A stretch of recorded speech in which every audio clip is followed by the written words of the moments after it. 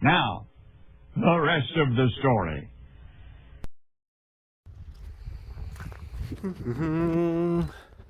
So this is like, what, the second or third big meltdown we've had this year? By big meltdown, I mean the big thaw.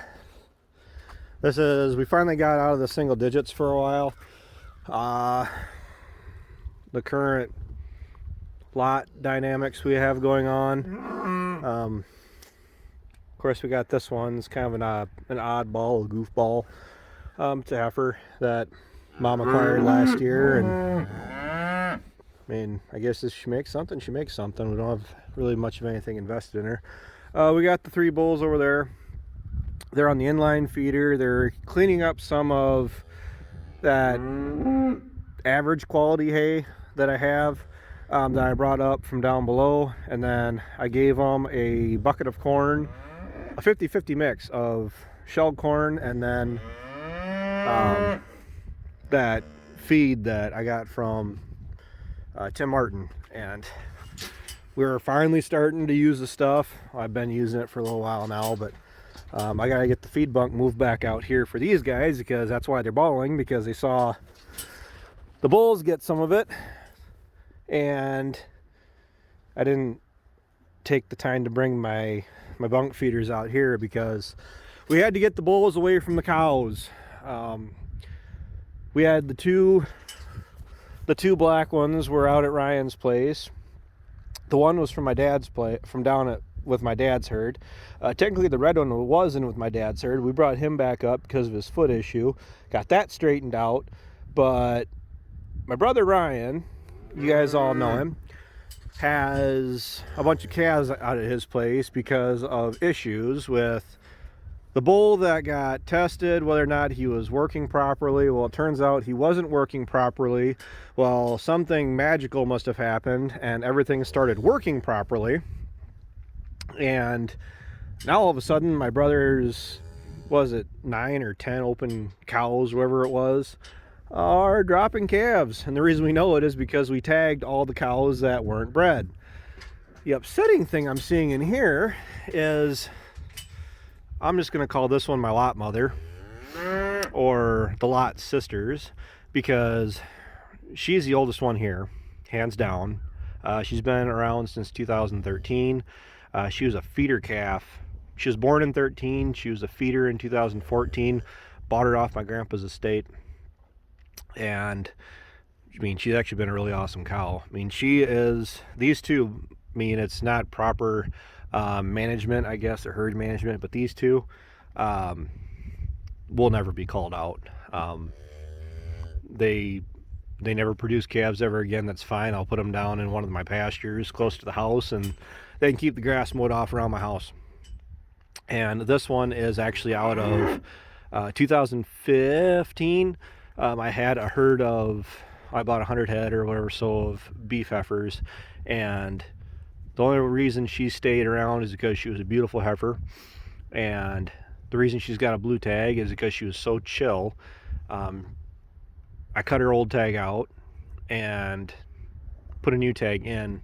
Just with her laying in the bed pack, she was that chill to be around. She's a little bit more leery now. I mean, she isn't like wild by any means, but a little bit more cautious around people because she's been out to pasture and run loose, so she isn't getting that constant human contact. But like her calf, that's actually her granddaughter. So grandma, daughter, granddaughter, and she's throwing some beautiful cattle and just gets to stay around. Actually, right here too, you actually got grandma, daughter, right there, and then granddaughter is number 9 there. So these 3 are actually all together too. The only issue I got is that one is Dum Dum. She's the skittish one, so not really sure what we're all gonna do there. I think it's genetics.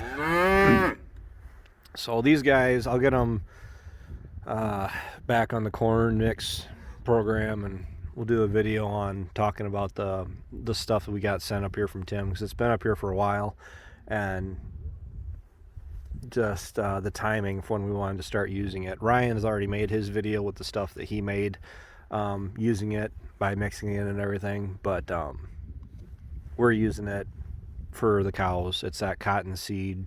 The cotton, oh gosh, I gotta actually go back through and read everything up on it, but stuff's kind of neat. So this is what my herd currently looks like.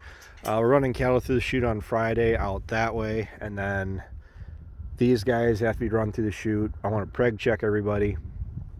I'm gonna calf foot vaccinate all the calves. Probably re-tag everybody because she lost her tag. This one looks like needs to be updated, and I'm actually going to do some swapping. I mean, everybody that's open is more than likely going to be called out. I mean, it's just the name of the game. They are older cows.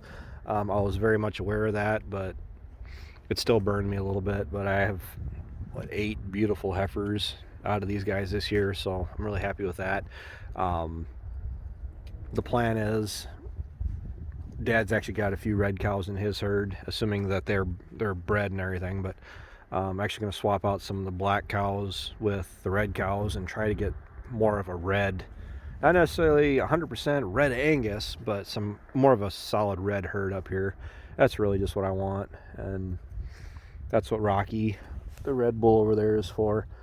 But now, because we have opens and whatnot, because 155, she was a late calver, and she was in heat the other day, which means the bulls have to be completely out of here. So that's why the bulls are in their lot probably for the next few months, at least for a while. And the first herd that actually is going to have the bull put back in with them is actually going to be these guys.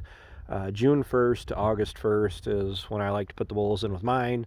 August 1st to December 1st is approximately when I like to put them in with the bull back in with my dad's.